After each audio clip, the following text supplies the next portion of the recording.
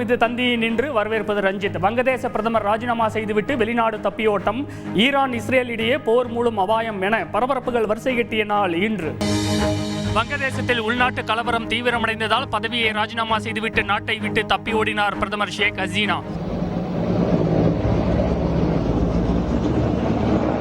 பிரதமர் இல்லத்திற்குள் புகுந்து போராட்டக்காரர்கள் சூறையாடியதால் பரபரப்பு.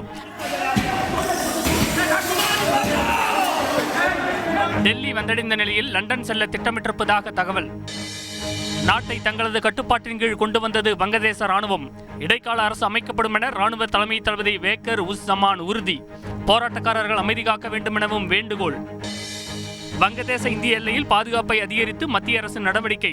எல்லையில் யாரும் நுழைந்து விடாதபடி தீவிர கண்காணிப்பு. மேற்கு வங்க மக்கள் நிதானத்தை கடைபிடிக்க வேண்டும் என முதலமைச்சர் மம்தா பானர்ஜி கோரிக்கை. 48 மணி நேரத்திற்குள் இஸ்ரேல் மீது மிகப்பெரிய தாக்குதலுக்கு தயாராகும் ஈரான். ஹமாஸ் தலைவர் கொல்லப்பட்டதற்கு பதிலடி கொடுக்க ஆயத்தம். பின்வாங்கும் பேச்சுக்கே இடமில்லை என்றும் திட்டவட்டம். வயநாட்டில் நிலச்சரிவு ஏற்பட்ட பகுதிகளில் 7வது நாளாக தொடர்ந்த மீட்பு பணி. அடையாளம் தெரியாத உடல்கள் சர்வ மத சடங்குகளுக்கு பின் அடக்கம். நிவாரண முகாம்களாக செயல்படும் பள்ளிகளை தவிர மற்ற பள்ளிகள் இன்று வழக்கம் போல் திறப்பு. தமிழ்நாட்டில் எப்படிப்பட்ட மழை வந்தாலும் எதிர்கொள்ள அரசு தயாராக உள்ளது. முதலமைச்சர் ஸ்டாலின் இன்று உறுதி.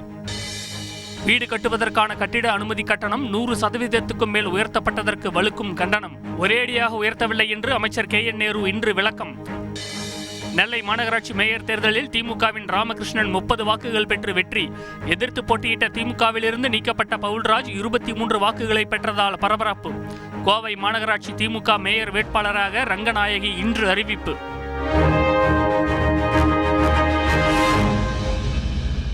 வங்கதேசத்தில் அரசுக்கு எதிராக போராடி வரும் போராட்டக்காரர்கள் பிரதமர் மாளிகையை இன்று கைப்பற்றினர். பதவியை ராஜினாமா செய்த ஷேக் ஹசீனா நாட்டை விட்டு தப்பி ஓடினார். அவர் விமானம் மூலம் இந்தியாவில் தரையிறங்கியுள்ள நிலையில் லண்டன் செல்ல உள்ளதாக தகவல் வெளியாகியுள்ளது. இதனிடையே போராட்டக்காரர்கள் வன்முறையை கைவிடுமாறு ராணுவ தளபதி கோரிக்கை விடுத்துள்ளார். அண்மை தகவல்களுடன் இணைகிறார் செய்தியாளர் ரமேஷ்குமார். வங்கதேசத்தில் 1971 பாகிஸ்தானுக்கு எதிராக நடந்த சுதந்திர போராட்டத்தில் பங்கேற்றவர்களின் வாரிசுகளுக்கு கல்வி வேலைவாய்ப்பில் வழங்கப்படும் இடஒதுக்கீட்டு முறைக்கு எதிராக கடந்த ஜூன் மாதம் முதல் மாணவர் அமைப்பினர் போராட்டத்தை அறிவித்தனர். இந்த போராட்டங்களில் வன்முறை வெடித்ததால் சமூக வலைதளங்கள் முடக்கப்பட்டதோடு வங்கதேசம் முழுவதும் ஊரடங்கு அமல்படுத்தப்பட்டது. இந்த நிலையில் நேற்று ஞாயிற்றுக்கிழமை மாணவர் அமைப்பினர் அழைப்பு விடுத்திருந்த போராட்டங்களில் நிகழ்ந்த வன்முறை மற்றும் துப்பாக்கிச் சூட்டில் 100க்கும் மேற்பட்டோர் கொல்லப்பட்டனர்.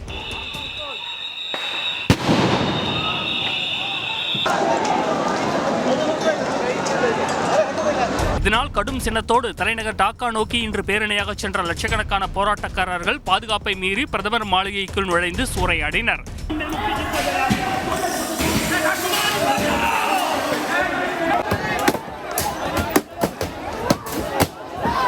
தொடர்ந்து வங்கதேச நாடாளுமன்றத்தையும் போராட்டக்காரர்கள் கைப்பற்றினர்.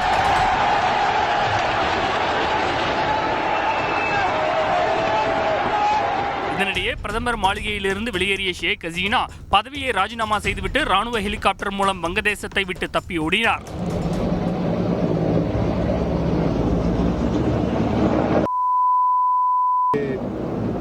போராட்டக்காரர்கள் தலைநகரில் அமைந்துள்ள ஷேக் ஹசீனாவின் தந்தை முஜிபுர் ரஹ்மான் சிலையை உடைக்கும் காட்சிகள் வெளியாகி பெரும் பரபரப்பை ஏற்படுத்தியது.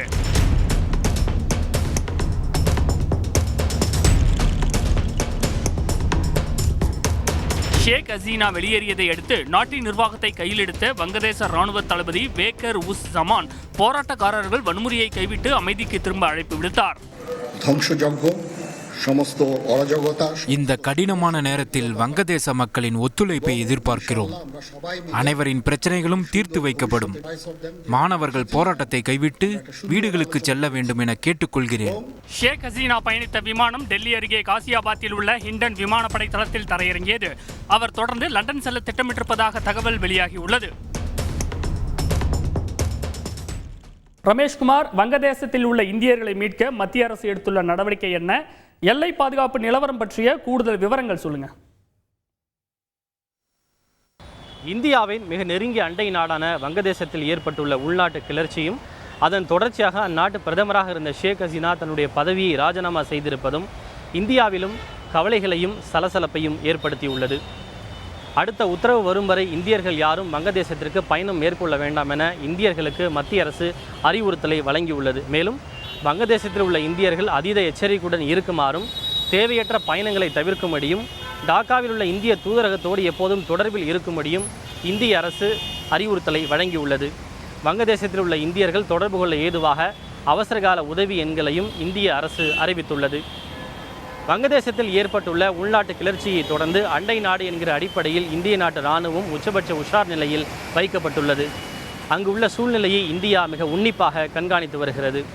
இந்தியாவும் வங்கதேசமும் சுமார் 4096 கிலோமீட்டர் தூரத்திற்கு எல்லையை பகிர்ந்து கொள்கிறது.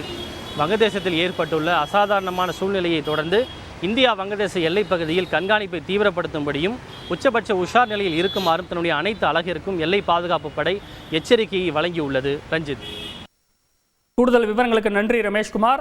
வயநாட்டில் நிலச்சரிவு ஏற்பட்ட பகுதிகளில் இன்று 7வது நாளாக மீட்பு பணிகள் தொடர்ந்த நிலையில் அடையாளம் தெரியாத உடல்கள் சர்வமத சடங்குகளுக்கு பின் அடக்கம் செய்யப்பட்டன. இதனிடையே வயநாடு மாவட்டத்தில் சுமார் ஒரு வாரத்திற்கு பின் பள்ளிகள் இன்று திறக்கப்பட்டன. அண்மை தகவல்களுடன் இணைகிறார் செய்தியாளர் கார்த்திக்.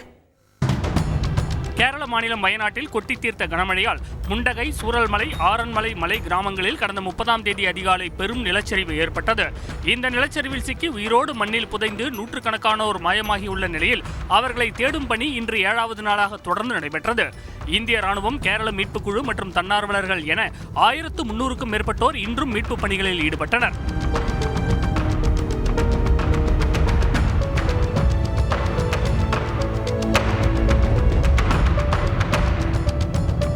நிலச்சரிவு மீட்புப் பணிகளில் நிபுணத்துவம் பெற்ற ஓய்வு பெற்ற மேஜர் ஜெனரல் இந்திரபாலன் தலைமையிலான குழுவினர் பாதிப்பு பகுதிகளை 7 மண்டலங்களாக பிரித்து ஐபோட் தொழில்நுட்ப உதவியுடன் மண்ணுக்கடியில் சிக்கியிருக்கும் உடல்களை தேடும் பணியில் ஈடுபட்டனர். இதுகுறித்து மேஜர் ஜெனரல் இந்திரபாலனிடம் பேசினோம். கண்ட ஸ்பாட்டில் நைட்டில் போயிட்டு நம்மள ரொம்ப இன்டர்பிரட் பண்ணோம். டீட்டெயில் இன்டர்பிரிட்டேஷன் 10-20 ஸ்பாட்ஸ் இல்லையா, 10-20 ஸ்பாட்ஸ் குறைஞ்சிட்டு will bring it down to maybe 7-8 ஸ்பாட்ஸில். அதில் டாக் ஸ்குவாட்னு ரிக்வெஸ்ட் பண்ணும் ஹெல்ப் பண்ணுறதுக்கு. டாக் வந்துட்டு மணத்துட்டு தே வில் கன்ஃபார்ம் இங்கே இந்த ஸ்மெல் இருந்தாச்சுன்னா அப்புறம் மாத்திரம் டிக் பண்ண போகிறேன். மறுபுறம் நிலச்சரிவால் சாலியாற்றில் அடித்துச் செல்லப்பட்ட 200க்கும் மேற்பட்ட உடல்கள் இதுவரை மீட்கப்பட்டுள்ள நிலையில் சாலியாறு கரைகளில் தேடுதல் பணி தீவிரப்படுத்தப்பட்டுள்ளது. கனமழை, நிலச்சரிவு காரணமாக வயநாட்டில் மூடப்பட்டிருந்த பள்ளிகள் சுமார் ஒரு வாரத்திற்கு பின் இன்று திறக்கப்பட்டன. நிவாரண முகாம்களாக செயல்படும் பள்ளிகளுக்கு மட்டும் தொடர் விடுமுறை அறிவிக்கப்பட்டுள்ளது. செய்தியாளர் கார்த்திக் வழங்கும் கூடுதல் தகவல். இதுவரைக்கும் 390க்கும் மேற்பட்டோர் உயிரிழந்திருக்காங்க. இன்றைய தினம் புத்துமலைங்கிற பகுதியில் ஆதரவற்ற நிலையில் இருந்த 36 உடல்களை அனைத்து மத நம்பிக்கைப்படி நல்லடக்கம் செஞ்சுருக்காங்க. அதே பகுதியில் 160க்கும் மேற்பட்ட உடல் பாகங்களையும் நல்லடக்கம் செஞ்சுருக்காங்க. நாளை 8வது நாள் மீட்பு பணி தொடர உள்ளது. ரஞ்சித், நன்றி கார்த்திக். எந்த நேரத்திலும் ஈரான் இஸ்ரேல் மீது போர் தொடுக்கும் சூழல் ஏற்பட்டுள்ளதால் உலக அளவில் ஒரு பெரும் பதற்றம் நீடிக்கிறது. போர் வந்தால் அதில் யார் வெற்றி பெறுவார், இரு நாடுகளினுடைய இராணுவ பலம் எப்படி இருக்கிறது என்பதை பற்றிய ஒரு ஒப்பீட்டை பார்க்கலாம். முதலாவதாக, விரைவில் போர் வெல்லப் போவது யார்? ஈரான் மற்றும் இஸ்ரேல் இரு நாடுகளுடைய இராணுவ பலம் எப்படி இருக்கிறது என்பதை பார்ப்பதற்கு முன்பாக மக்கள் தொகையை பார்க்கலாம். ஈரானுடைய மக்கள் தொகை 8.9 கோடி பேர். இஸ்ரேலின் மக்கள் தொகை வெறும் 93 லட்சம் தான். அதாவது 1 கோடிக்கும் குறைவான மக்கள் தொகையை கொண்ட ஒரு சிறிய நாடு இஸ்ரேல். இராணுவ பலத்தை பொறுத்தவரை ஈரானில் 5,80,000 இராணுவ வீரர்கள் இருக்கின்றனர். இஸ்ரேலில் 1,70,000 இராணுவ வீரர்கள் மட்டுமே இருக்கிறார்கள். ரிசர்வ் படை வீரர்கள் அதில் 2 லட்சம் பேர் ஈரான் வசமும் 4,65,000 பேர் இஸ்ரேல் வசமும் இருக்கின்றார்கள். ஆக எண்ணிக்கையின் அடிப்படையில் பார்க்கும்போது ஈரானுடைய கை ஓங்குகிறது. ஆனால் நன்கு பயிற்சி பெற்ற வீரர்கள், அதிநவீன தொழில்நுட்பம் கொண்ட இராணுவ தளவாடங்கள் என்று பார்த்தோமேயானால் இஸ்ரேலின் கைதான் ஓங்கும் என்பதே சர்வதேச அரசியல் திறனாய்வாளர்களுடைய கருத்தாக இருக்கிறது. அதற்கு அவர்கள் சுட்டிக்காட்டக்கூடிய மிக முக்கியமான விஷயம் என்பது ஜிடிபி, அதாவது ஒரு நாட்டின் ஒட்டுமொத்த உள்நாட்டு வளர்ச்சி விகிதம் தான் அந்த நாட்டினுடைய பொருளாதாரத்தை தீர்மானிக்கிறது. அந்த வகையில் பார்த்தால் ஈரானை ஒப்பிடுகையில் இஸ்ரேலின் பொருளாதாரம் வலுவாக இருக்கிறது. அதாவது ஈரானின் ஜிடிபி 413 பில்லியன் டாலர்களாக இருக்கிறது. இஸ்ரேலின் ஜிடிபி 539 பில்லியன் டாலர்களாக இருக்கிறது. இதன் காரணமாக இராணுவ பட்ஜெட் ஒதுக்கீடு செய்யப்படுவது ஈரானை ஒப்பிடுகையில் இஸ்ரேல் தான் அதிகமாக இருக்கிறது. 10 பில்லியன் டாலர்களை ஈரான் இராணுவத்திற்காக ஒதுக்கீடு செய்கிறது. ஆனால் இஸ்ரேலை பொறுத்தவரை அதைவிட 2.5 மடங்கு அதிகமாக சுமார் 24.4 பில்லியன் டாலர்களை இஸ்ரேலானது இராணுவ பட்ஜெட்டுக்காக ஒதுக்குகிறது. சரி, இஸ்ரேலுக்கு உதவக்கூடிய அமெரிக்கா ஒருவேளை ஈரான் இஸ்ரேல் மீது போர் தொடுத்தால் இஸ்ரேலுக்கு ஆதரவாக அமெரிக்கா அந்த போரில் பங்கேற்கும். ஏற்கனவே இஸ்ரேலுக்கு அமெரிக்காவானது உதவி செய்து வருகிறது. ஆண்டுக்கு $3.8 பில்லியன் மதிப்பு கொண்ட இராணுவ உதவிகளை இஸ்ரேலுக்கு அமெரிக்காவானது வழங்கி வருகிறது என்பது குறிப்பிடத்தக்கது.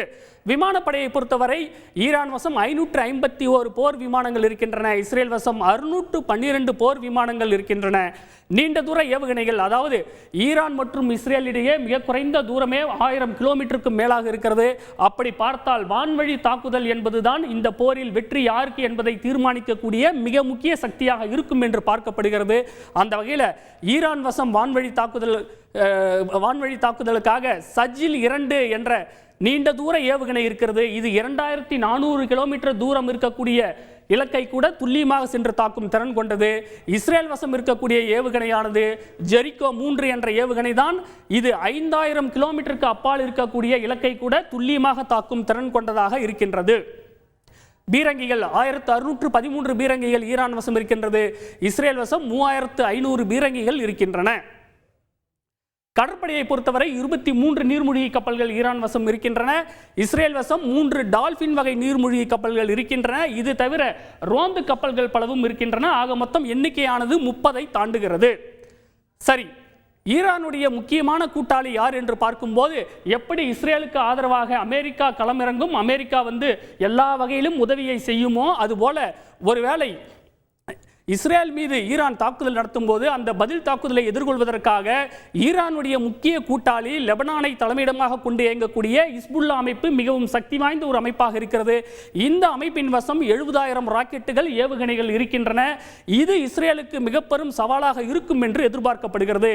இது தவிர அணு ஆயுத தாக்குதல் என்று பார்க்கும்போது இஸ்ரேல் வசம் தரை வழி, வான்வழி, கடல் வழி என்று 3 வகையிலும் அணு ஆயுத தாக்குதல் நடத்தக்கூடிய வல்லமை இஸ்ரேல் வசம் இருக்கின்றது. அந்த தொழில்நுட்பமும் இஸ்ரேல் வசம் இருக்கின்றது. ஆனால் ஈரான் வசம் அணு ஆயுத தாக்குதல் நடத்தக்கூடிய அளவு சக்தி இருக்கிறதா என்று பார்த்தோமேயானால் அது கேள்விக்குறியாக மட்டுமே இருக்கின்றது. ஆக மொத்தத்தில் வீரர்கள், இராணுவ தளவாடங்களோட எண்ணிக்கையில் ஈரான் தான் முன்னிலையில் இருக்கு. ஆனால் அவையெல்லாம் பழசாக இருப்பது தான் அந்நாட்டுக்கு மிக பெரும் பின்னடைவாக பார்க்கப்படுகிறது. மாறாக இஸ்ரேலை பொறுத்த வரைக்கும் லேட்டஸ்ட் டெக்னாலஜி வைத்திருப்பதால போர் இஸ்ரேலுக்கு சாதகமாக முடியவே வாய்ப்புகள் இருப்பதாக சர்வதேச அரசியல் திறனாய்வாளர்கள் சொல்றாங்க. ஒருவேளை இஸ்ரேல் மீது ஈரான் தாக்குதலை தொடங்கினா இஸ்ரேலுக்கு ஆதரவாக அமெரிக்கா பதிலடி கொடுக்கும்னு ஏற்கனவே அதிபர் ஜோ பைடன் எச்சரிக்கை விடுச்சிருக்காரு. இது மட்டும் இல்லாமல் அமெரிக்க கடற்படையில் இருக்கக்கூடிய USS ஆபிரகாம் லிங்கன் விமானம் தாங்கி போர்க்கப்பல் ஓமன் வளைகுடா பகுதியில் நிறுத்தப்பட்டிருக்கு. ஏற்கனவே அங்கே USS தியோடர் ரூஸ்வெல்ட் விமானம் தாங்கி போர்க்கப்பலும் பாதுகாப்பு படையில் ஈடுபடுத்தப்பட்டிருக்கு. இஸ்ரேலுக்கு ஆதரவாக அமெரிக்கா போரில் குதிச்சா ஈரானுக்கு ஆதரவாக ஈராக், சிரியா போன்ற மற்ற நாடுகளும் இஸ்ரேலை அட்டாக் பண்ண தொடங்கும்னு எதிர்பார்க்கப்படுகிறது. உள்ள ரஷ்யா வந்தாலும் ஆச்சரியப்படுவதற்கு இல்லை. அதனால இது 3ஆம் உலகப் போரா மாறுமா அல்லது ஒரு பிராந்திய போராக சில நாட்கள் மட்டுமே நீடிக்குமா அப்படிங்கிற ஒரு கேள்வி எழுகிறது. ஆனால் எப்படி இருந்தாலும் இரு நாடுகளிலும் அப்பாவி பொதுமக்கள் பாதிக்கப்படுவார்கள். போர் மூண்டால் அது மிகப்பெரிய ஒரு பேரழிவை ஏற்படுத்தும்னு அமைதியை விரும்பக்கூடிய உலக நாடுகள் கவலை தெரிவித்திருப்பது குறிப்பிடத்தக்கது. மாவட்ட நிர்வாகம் முடிவெடுக்கும் வரை வயநாடு நிலச்சரிவில் மாயமானோரை தேடும் பணி தொடரும் என மீட்பு பணியில் ஈடுபட்டுள்ள இராணுவத்தினர் தெரிவித்துள்ளனர். மறுபுறம் நிலச்சரிவில் சிக்கி மாயமானோரின் உறவினர்கள் பலரும் மேப்பாடி மருத்துவமனையில் சோகத்துடன் காத்திருக்கின்றனர். வயநாடு நிலச்சரிவு தொடர்பாக முதலில் தகவல் கொடுத்தவர் என அறியப்படும் சூரல்மலையைச் சேர்ந்த நீது ஜோஜோ என்கிற பெண்ணின் உடல் கண்டெடுக்கப்பட்டிருப்பது சோகத்தை ஏற்படுத்தியுள்ளது. நிலச்சரிவு ஏற்பட்ட அன்று இரவு 1:30 மணிக்கு தான் பணிபுரிந்த வயநாடு மருத்துவ அறிவியல் நிறுவனத்தை தொலைபேசியில் அழைத்து தகவல் சொன்ன நீது ஜோஜோவின் தொடர்பு திடீரென துண்டிக்கப்பட்டிருக்கிறது. இதனை வைத்து அந்த நிறுவனம் தீயணைப்புத் துறையை அழைத்த நிலையில் அதுவே நிலச்சரிவு பற்றி தீயணைப்புத் துறைக்கு கிடைத்த முதல் தகவல் என தெரிவிக்கப்பட்டுள்ளது.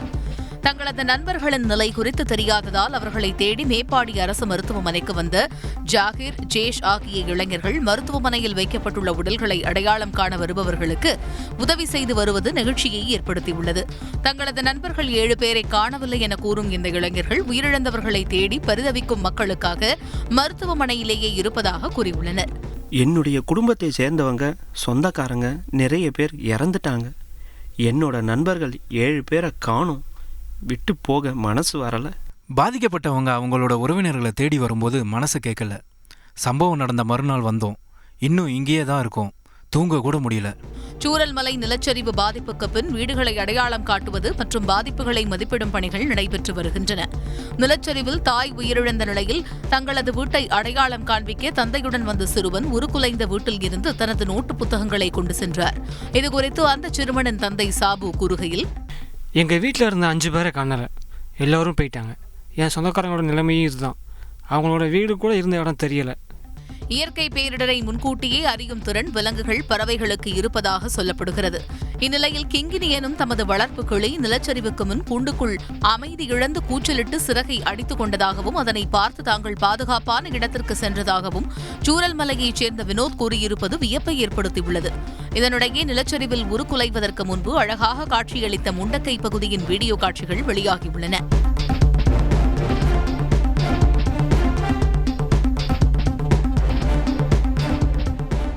நெல்லை மாநகராட்சி மேயர் தேர்தலில் திமுகவை சேர்ந்த ராமகிருஷ்ணன் 30 வாக்குகள் பெற்று வெற்றி பெற்றுள்ளார். சைக்கிளில் சென்று மக்கள் பிரச்சனைகளை தீர்க்கும் அளவுக்கு நெல்லை மக்களிடம் நெருக்கமாக இருக்கும் ராமகிருஷ்ணனின் எளிமையான பண்பு குறித்து விவரிக்கிறது பின்வரும் தொகுப்பு.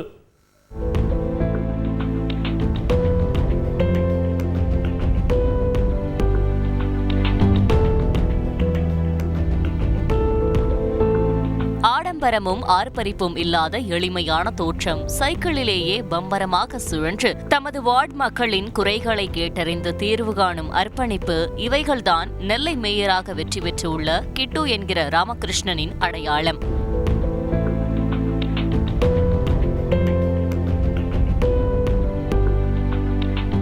கடந்த 2011ஆம் ஆண்டில் நெல்லை 52வது வார்டில் திமுக சார்பில் போட்டியிட்டு முதலாக மாநகராட்சி மாமன்ற உறுப்பினராக தேர்வான ராமகிருஷ்ணன் 10 ஆண்டுகளை கடந்து இந்த பொறுப்பில் இருக்கிறார்.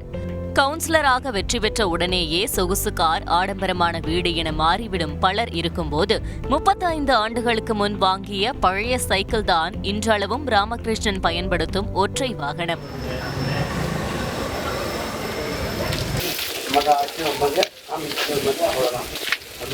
37 தெருக்களை கொண்ட தமது வார்டில் மக்களின் அடிப்படை பிரச்சினைகளை தீர்க்க இவர் எப்போதும் இந்த சைக்கிளில் தான் சென்று வருகிறார். இவரது சைக்கிள் மணி சத்தம் கேட்டதும் கவுன்சிலர் மாமா வருகிறார் என சின்ன குழந்தைகள் கூட அடையாளம் காணும் அளவிற்கு அனைவருக்கும் இவர் பரிச்சயம்.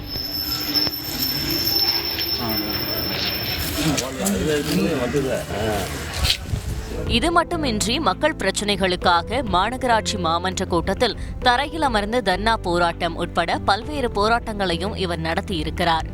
2022 மேயர் தேர்தலின் போதே ராமகிருஷ்ணனின் பெயர் பரிசீலிக்கப்பட்டதாக கூறப்படும் நிலையில் தான் தேர்வாகாவிட்டாலும் அதை பற்றி சிந்திக்காமல் தனது வழக்கமான பணியில் தீவிரமாக பணியாற்றி வந்துள்ளார். அதற்கு கிடைத்த பரிசாக தற்போது நெல்லை மேயராகியிருக்கும் ராமகிருஷ்ணன் பயணிக்க தமிழ்நாடு அரசு சின்னம் பொறித்த ஓட்டுநர் உதவியாளருடன் கூடிய திருநெல்வேலி மாநகராட்சியின் இனோவா கார் காத்திருக்கிறது. தமிழகத்தில் எவ்வளவு மழை பெய்தாலும் அதை எதிர்கொள்ள அரசு தயாராக இருப்பதாக முதலமைச்சர் ஸ்டாலின் இன்று உறுதியளித்துள்ளார். இன்றைய முக்கிய அரசியல் நிகழ்வுகள் குறித்து விவரிக்கிறது பின்வரும் தொகுப்பு. தனது சொந்த தொகுதியான கொளத்தூரில் இன்று ஆய்வு மேற்கொண்ட முதலமைச்சர் ஸ்டாலின் அரசு மேல்நிலைப் பள்ளி மற்றும் ஆரம்ப பள்ளியில் கூடுதல் கட்டடங்களை திறந்து வைத்தார்.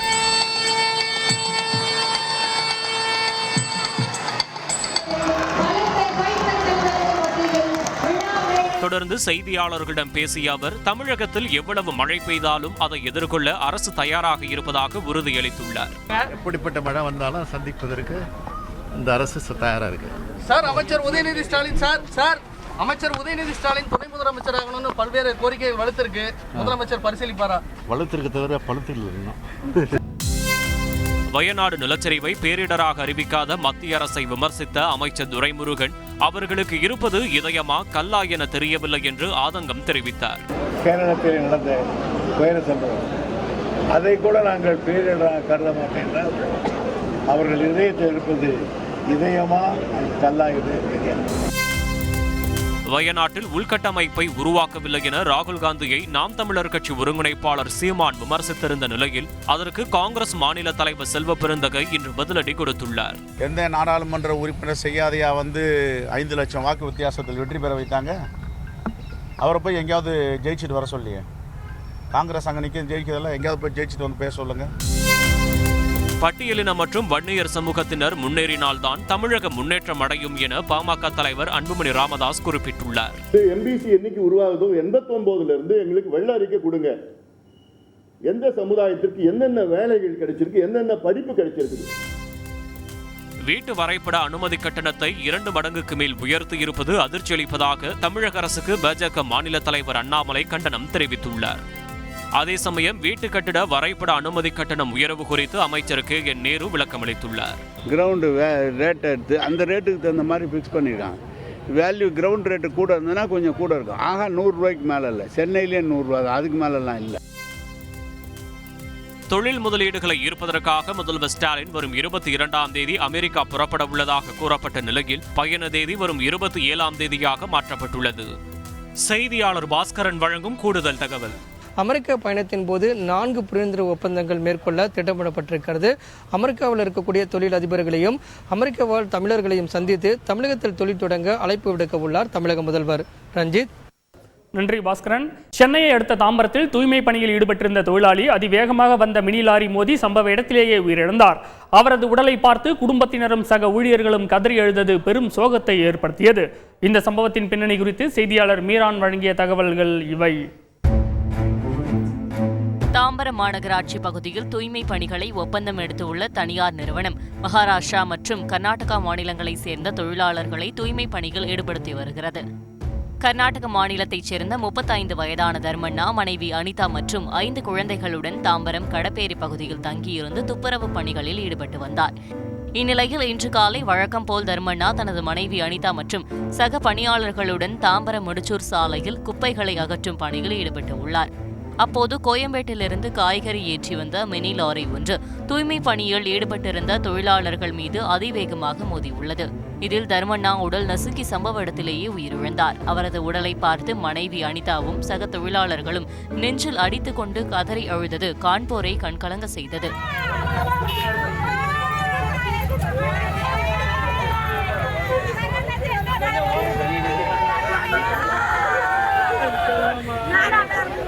இந்த விபத்து குறித்து சக தூய்மை பணியாளர் ரவி கூறுகையில், அவர் பாட்டு வேலை செய்யறாரு. வண்டி வந்து அவர் 2 பேருக்கு அழைச்சிட்டாரு. அவருக்கு 5 பேர் குழந்தை, சின்ன குழம்பு, 2 பொண்ணு 3 பையன். சம்பளம் மேல ஒர்க்கருக்கு 10,000 ரூபாய் தராரு, டிரைவருக்கு ஒரு 12,000 ரூபாய் தராரு. இன்சூரன்ஸ் எதுவுமே தர மாட்டேன். இந்த விபத்தில் காயமடைந்த 2 தொழிலாளர்கள் மருத்துவமனையில் அனுமதிக்கப்பட்டு உள்ள நிலையில் விபத்தை ஏற்படுத்திவிட்டு தப்பியோடிய சக்திவேலை போலீசார் கைது செய்துள்ளனர். விபத்து நடைபெற்ற இடத்தில் நேரில் ஆய்வு செய்த தாம்பரம் மாநகராட்சி ஆணையர் பாலச்சந்தர் உயிரிழந்த தர்மண்ணாவின் குடும்பத்திற்கு உரிய உதவிகள் செய்யப்படும் என உறுதியளித்தார். செய்தியாளர் மீரான் வழங்கும் கூடுதல் தகவல். விபத்தில் உயிரிழந்த அந்த தொழிலாளி குடும்பத்திற்கு தேவையான உதவிகளை உடனடியாக செய்ய அந்த தனியார் நிறுவனத்திற்கு தாம்பரம் மாநகராட்சி சார்பில் அறிவுறுத்தப்பட்டுள்ளது. அந்த குடும்பத்திற்கு மனிதநேய உதவிகள் அனைத்தையும் செய்ய தயாராக இருப்பதாக தாம்பரம் மாநகராட்சி கமிஷனர் பாலச்சந்தர் அறிவித்துள்ளார். ரஞ்சித். இன்றைய நாளின் முக்கிய நிகழ்வுகளை இதுவரை பார்த்த உங்களுக்கு நன்றி. இது தந்தையின் இன்று நான் ரஞ்சித். இனி இரவு வணக்கம்.